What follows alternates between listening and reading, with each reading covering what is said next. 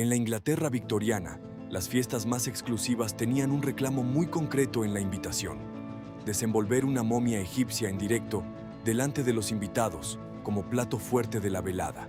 No era una broma ni una exageración. Durante buena parte del siglo XIX, Europa vivió obsesionada con Egipto, y esa obsesión, casi siempre, se tradujo en saqueo puro y duro. Todo este frenesí tuvo un origen muy concreto: la expedición militar de Napoleón Bonaparte en 1798, que llevó consigo a más de 100 científicos y dibujantes encargados de documentar todo lo que encontraran. Sus publicaciones desataron en Europa una auténtica fiebre por lo egipcio que duraría más de un siglo. Antes de que existiera la arqueología científica tal y como la conocemos hoy, hubo varias décadas de auténtico salvaje oeste en el Valle de los Reyes. Aventureros, coleccionistas y saqueadores compitiendo por vaciar tumbas milenarias antes que el vecino. El personaje más colorido de toda esta época fue, sin duda, Giovanni Battista Belzoni. Un italiano de casi 2 metros de altura, antiguo forzudo de circo, que llegó a Egipto en 1815 sin ninguna formación arqueológica.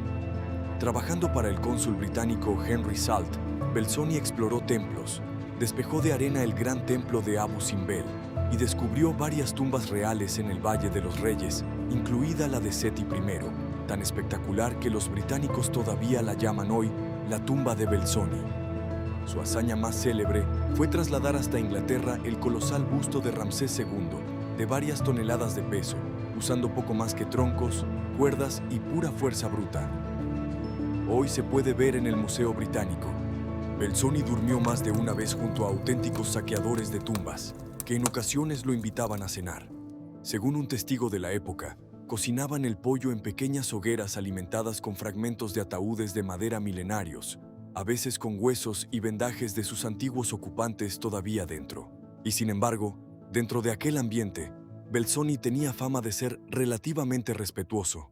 Nunca usó pólvora para abrirse paso a través de pasadizos sellados, algo que sí hicieron varios de sus contemporáneos menos escrupulosos.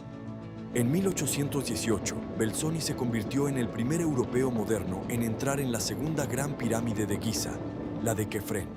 Dentro no encontró ningún tesoro, solo huesos de vaca, restos de comida dejados por saqueadores muchísimo más antiguos que él, y una inscripción en árabe que dejaba claro que la pirámide ya había sido abierta siglos atrás.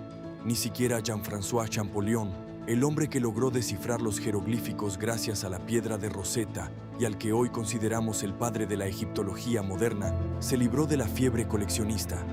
Durante su propio viaje de estudio a Egipto, se llevó de regreso una buena cantidad de piezas originales. Y el saqueo no se limitaba a estatuas y sarcófagos.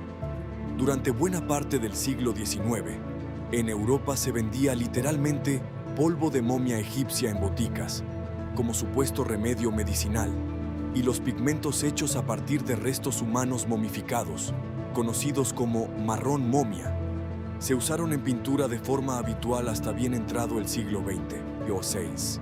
Mientras los europeos competían por sacar antigüedades del país, dentro de Egipto había familias enteras que llevaban generaciones viviendo de lo mismo. La más famosa de todas, los Abd el-Rasul, de un pueblo llamado Kurna, junto al propio Valle de los Reyes.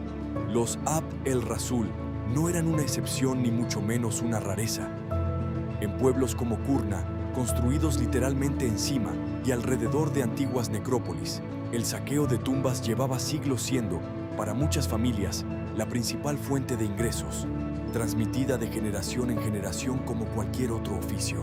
A principios de la década de 1870, la familia encontró algo que superaba cualquier otro hallazgo anterior: un escondite secreto, tallado en la roca, donde sacerdotes egipcios habían ocultado siglos atrás las momias de varios de los faraones más importantes de la historia, para protegerlas de otros saqueadores todavía más antiguos.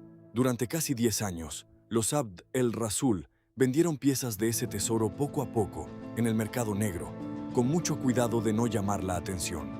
Pero antigüedades de una calidad y cantidad tan extraordinarias empezaron, inevitablemente, a levantar sospechas entre los expertos de El Cairo.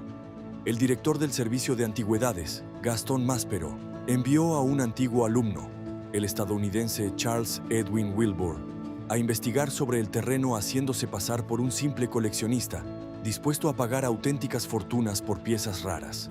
El rastro llevó directamente hasta Kurna.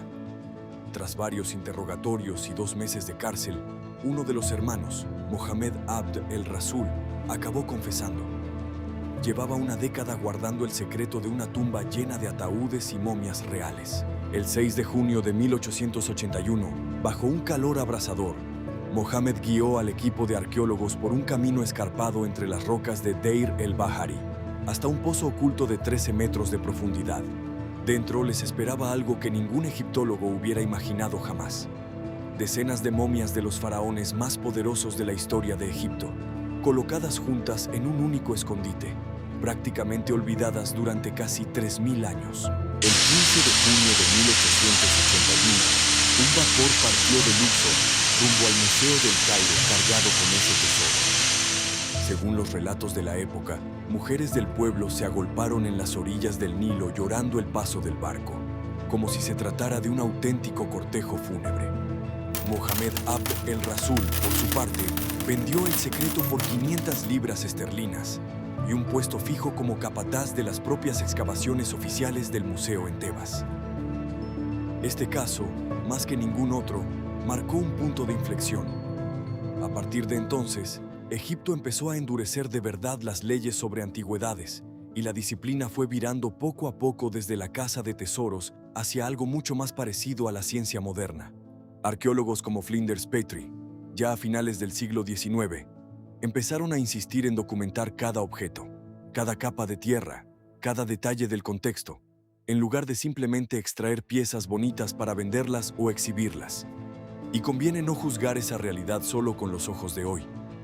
En un Egipto empobrecido, bajo dominio extranjero durante gran parte del siglo XIX, vender antigüedades a coleccionistas europeos dispuestos a pagar fortunas era, para muchas familias, prácticamente la única vía de subsistencia disponible. Hoy, buena parte de lo que sabemos sobre el antiguo Egipto existe gracias, precisamente, a esa generación de aventureros sin escrúpulos. Y al mismo tiempo, hemos perdido una cantidad incalculable de información porque a nadie, durante décadas, le importó documentar nada antes de vender lo que encontraba. Así que la próxima vez que veas una pieza egipcia en un gran museo europeo, vale la pena preguntarse, ¿cuántas manos, legales e ilegales, tuvo que pasar antes de llegar hasta esa vitrina? Si te ha gustado esta historia, suscríbete. En Crónicas Breves seguimos desenterrando los capítulos menos conocidos de la historia del Antiguo Egipto.